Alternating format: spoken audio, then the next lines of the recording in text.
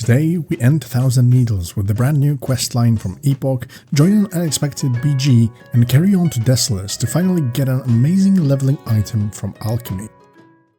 So, first things first, we continue our journey through 1000 Needles, as I still had a stack of brand new quests waiting for me and the zone wasn't done with me yet. At level 33, I could already move on to places like Stranglethorn Vale if I wanted, but 1000 Needles still had stories to tell, so I stayed. I also had one lingering question in the back of my mind. Was the Mirage Raceway finally working? Last time it was a mess. No mounts, no races, no action. Just disappointment on wheels. First things first, I turned in the Silithid quest, The Swarm Grows. We crushed the insect and I happily took the 3000 experience. Simple, clean and satisfying. But another part of the quest chain set me back to Crossroads later, therefore guaranteeing more travel in my future. Classic WoW never misses a chance to make you walk, especially at this level range. One quest stood out immediately though, the Ghost of the Flats. A brand new elite quest, over 4000 experience, big reward, big problem. Chief Dusthood, a haunted Tauren spirit, was terrorizing the Mirage Raceway. Goblins, gnomes, race cars, no one was safe. Honestly, the idea of a ghost haunting a racetrack already had me sold. As I crossed the Salt Flats, I tried queuing for a race again, but nothing happened. Again, at this point, I wasn't sure if it was bugged or simply unfinished. All the systems were there, vendors, currencies, announcements, but not actual racing. Therefore, I gave up and focused on the ghost. I found Chief Dusthoof wandering the flats and I straight up opened the fight aggressively, popping my offensive trinket and starting strong. He hit hard, with each swing chipped away a chunk of my health, but I had sustain. Auto healing with the Judgment of Light kept me steady, and when things got rough, I used the potions to stabilize. Then I accidentally pulled another mob, of course I did. So I bubbled, double healed, stunned when I could, and kept swinging like a madman I was. The good thing I got Will of Forsaken to resist the fear, and finally Dusthoof fell. The desert went quiet without his haunting. From his body I looted an amber memento, just a worn pendant, tarnished metal amber shoved in without care. But as I held it, I could feel a cold wind pushing me north, like the land itself was pointing the way. The quest wasn't over. I turned in the elite quest and despite my hope, didn't get any flashy rewards, just experience. A lot of it, to be fair. Still worth it. But something else caught my attention. In the last episode, a weathered totem tied to another quest, so I instantly remember the place. A grim totem camp, bodies everywhere. Last time I couldn't interact with anything. This time I went back. Still nothing. The totem was there, but untouchable. The quest tracker insisted this was correct, but the world disagreed. Therefore I tried something desperate. I died on purpose. When I released my spirit, everything changed. Ghostly Tauren wandered the camp. Spirits I couldn't see before were suddenly clear. One of them, Spirit Walker Mata, spoke to me. She told me the truth about Chief Dusthoof. The chieftain wasn't just angry, he was guilty. His village had fallen, his people were lost. Killing him wasn't enough to bring peace. Therefore I was given a new task, gather special leaves from Desolace to perform a ritual and help the spirits move on. Another zone, another journey, but also another layer to the story. I accepted the quest without hesitation. I was heading to Desolace anyway. With nothing left to do in the flats, I hardstone back to Ruined Post, and from there I took flight to Ratchet to finish the loose ends. I turned in the goblin sponsorships, knowing they would eventually send me to Stranglethorn Vale, but not yet. My real goal was Desolace. The reason was simple. I needed a grave moss, a lot of it. Grave moss lets me craft shadow oil, and shadow oil turns my weapon into a glowing nightmare. It makes shadow bolts hit constantly, and honestly, it just feels powerful. Also, glowing weapons never get old. Mail arrived too. Wool cloth sold for over 2 gold. That felt like winning the lottery, except smaller and with more sheep involved. Now I had a choice to which zone to go to. Plenty of quests were open, none too high level, but Grave Moss was still calling. Therefore, Desolace it was. Before heading out, I prepared properly. I brewed my buffs, Elixir of Ogre Strength and Elixir of Fortitude. Thanks to mixology, these buffs last 2 hours and hit harder. More strength, more health, more confidence. more confident. Therefore, I stepped out feeling like a walking fortress. Traveler reminded me that constant 15% movement speed for paladins may not sound exciting, but it's always there. I'm not flying like a druid or shapeshifting like a shaman, but I'm always just a little faster, and over time, that adds up. First enemies here from which I had to get a quest item were perfect for my level, mostly 30 to 31. Casters especially were weak, low health, low damage, therefore the grind felt smooth. I started hunting Burning Blade enemies for demon skin. The drop rate was only 2%. That meant patience, and patience meant frustration. Kill after kill, nothing dropped. I wonder if I was killing the wrong mobs, but the quest said they all counted. Therefore I kept going. Finally, one dropped. A Reaver delivered the prize. Relief washed over me instantly. More quests opened up. Bone Collector wanted bones from the Kodo Graveyard. Higher level, but manageable. I accepted it. Therefore my list grew longer, but my purpose stayed clear. I passed the Gizelton Caravan, unsure if an escort quest even existed anymore. Desolace had changed since the last time I walked these sands. Memory felt unreliable, but curiosity kept moving.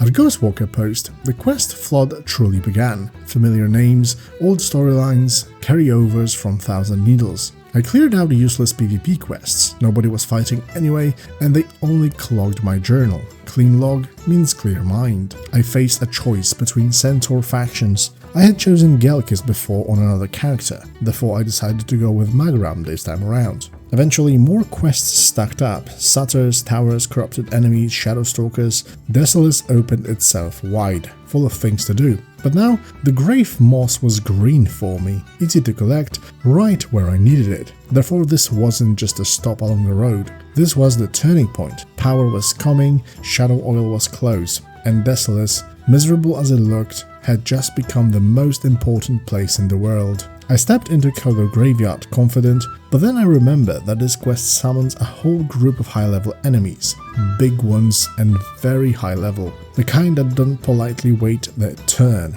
I could probably beat them, but not like this. Therefore, I stopped and admitted the truth myself.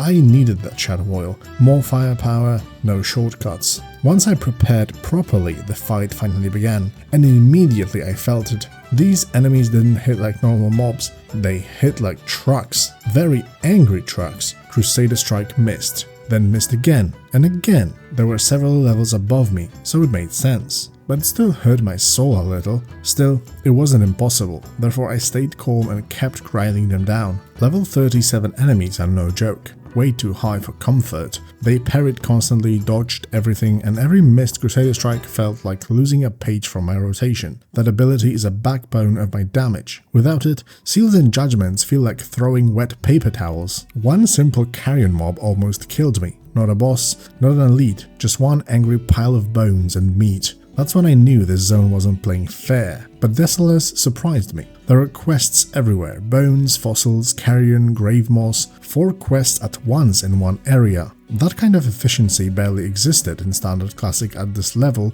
and in Desolace. Therefore, even though the enemies were brutal, the progress felt worth it. But Grave Moss came first. This was the real mission. Shadow Oil mattered more than any quest reward. Therefore I ignored the commission quest at first and I focused on gathering. Grave Moss respawned quickly here, almost like the zone understood why I came here. Dying coders were harder to find than expected. Strange, considering the place is literally called the Kodo Graveyard. Still, I hunted them patiently, one here, one there, almost died again by not watching my health. Lesson learned. Eventually I turned the Crazed Carrion quest, and that pushed me over the edge. Level 34. That level up mattered. I unlocked Vengeance, a talent that rewards weapon critical strikes with increased holy damage. 1% per stack, up to 3 stacks, lasting 30 seconds. Simple, powerful, and immediately noticeable. My hands began to glow after crits, a classic Paladin visual I've always loved.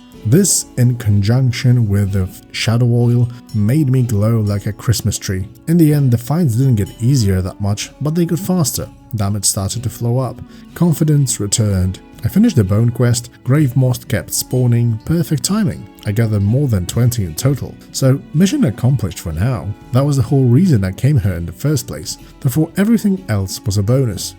I looked around for an inn to set my hearthstone, but there wasn't much here. just dust, bones and regret. Therefore I decided to head south instead, collecting quests, killing Galki's centaur to shift faction favor, and searching greener patches for Fate Leaf. Desolace had tested me. It nearly killed me more than once, but it gave me levels, power, glowing hands, and enough grave moss to fuel my shadow oil plans. And that made every close call worth it. I was deep into Desolace when something unexpected happened. A Warsong Gulch battleground popped. I didn't plan for PvP at all, but sometimes the world throws you into chaos and you either step in or step aside. Therefore I joined. The match loaded in as a 3 versus 3. Not many people, but one enemy was a feral druid, another was a warrior, hard hitters, fast movers, but as they had my shadow oil active, therefore my damage was better than usual. The fights exploded instantly. We caught one of them out of position and dropped him fast. Then the druid followed. For a brief moment, it felt amazing, clean, efficient. We were cooking. But then they regrouped. They grabbed the speed buff. Therefore the chase was over before it began. Once someone with heals and speed gets the flag, you're not catching them on foot. I learned that the hard way. I tried to lock targets down, but I didn't have the seal of justice. And that hurt. Without it, stuns were limited and runners slipped away. I did what I could, judging Seal of Light to help my team sustain, smacking targets when I had mana, healing when I could. The warrior on our side hit like a truck, and when his whirlwind connected, things melted. Still, numbers mattered. They had more players, more heals, therefore the outcome was decided long before the end. We fought it out anyways. Stuns landed, cooldowns burned. Eventually they turned in the flag and ended it. We lost, but honestly it was fun, and I didn't expect PvP at all that day, so it felt like a bonus chapter instead of a failure. Back in Desolace, it was time to refocus. I went back to grinding. Boots dropped, decent stats, but mine were better. Silk cloth finally started showing up, which helped. Reputation farming crossed my mind, but I shut it down fast. I wasn't hated yet, and grinding a centaur rep could wait. There were more important things to do. I finally reached the Shadowprey village to clean up my quest log and gather more quests. More Stranglethorn ones appeared, which I gladly took for later. New Desolace quests opened up too. Demons, fortresses, boxes full of bad ideas. Some I grabbed because they might lined up with where I was already going. Others I left behind for now. Quest space is a real enemy. I set my Hearthstone in Shadowprey village. That decision alone saved future headaches. Then I looked north. On the way I passed through the corner graveyard again, picking up more grave moss. Always more grave moss, it's never enough. I skipped herbs I didn't need. King's blood, I was already drowning in it. Then I got careless. A bad pull, health dropped fast, I had to heal, drop consecration and fight my way out. These mobs hit harder than they look, and my AoE tools were still limited. All that trouble for one grave moss, but it's worth it. I tested my luck on elementals that could drop an item I needed, but no luck. Same awful drop rates as always. Some things never change, but that was fine. I knew there was still a lot to do in the north. Elementals to hunt, centaurs leader to kill, entire quest chains waiting. But I also knew something important. If I finished this northern stretch of Desolace, level 35 was basically guaranteed. It might be a struggle now, but therefore the next zones will feel much easier. Then came the turn-ins. Big ones. Bones delivered, quest completed, experience flowing in. The rewards themselves weren't amazing. One nickel tried to tempt me, but mine was better. But the progress was real. The only problem was I couldn't sell anything here, so my bags were starting to feel tight. Moving on, I spotted something strange. A burning village. I didn't remember this from before. The Kolka tribe had clearly been busy, or maybe I had just missed it years ago due to limited view distance and classic. Either way, it was hostile, alive and interesting. A level 35 Kolka leader stood in my way. Nothing special. I pulled him away from his guard and dealt with him cleanly. 1-on-1, no distractions, quest done. So I explored the burning village further, but found myself mostly enemies in fire. However, tucked away was something unexpected. A path, and not just any path. It led straight toward Thunderbluff. That was brand new. This wasn't here before for sure. A real shortcut. Suddenly, Desolace felt connected instead of isolated. From Shadowprey village to the north, it was actually faster to fly to Thunderbluff and walk in from there. That change alone made the zone far more bearable. A small addition, but one that mattered.